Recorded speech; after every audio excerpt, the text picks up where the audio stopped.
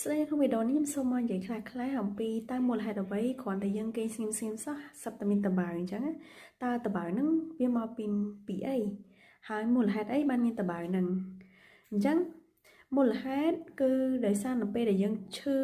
រ៉ាំរ៉ៃយូរគេងនៅលើគ្រែមិនថាក្មេងមិនថាចាស់ទេมันមានចលនាសោះអញ្ចឹងរាងកាយរបស់យើងហ្នឹងនឹងមានកម្លាំងសង្កត់ទៅលើកន្លែងរបស់យើងគេងហ្នឹងអញ្ចឹងកាលណាយើងសង្កត់យូរទៅវាបង្កើតទៅជាការរលាកយូរទៅបង្កទៅជាតបៅនឹងឯង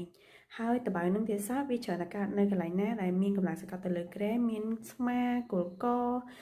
កែងដៃឬក៏តាគៀករបស់យើងហ្នឹងឬក៏កែងជើងហ្នឹងហើយបើសិនជាមានអ្នកនៅក្នុងក្រុមគ្រួសារដែលគាត់មានបញ្ហាគេស្ងៀមយើងត្រូវតែអាសាប្រែគាត់រៀងរាល់2ម៉ោងម្ដងឬក៏អាសាលើកគាត់អង្គុយជាដើមហើយការថែទាំហើយសម្រាប់ការថែទាំតបៅគឺតម្រូវឲ្យគាត់ទៅជួបជាមួយគ្រូពេទ្យដើម្បីថែទាំល្អបំផុត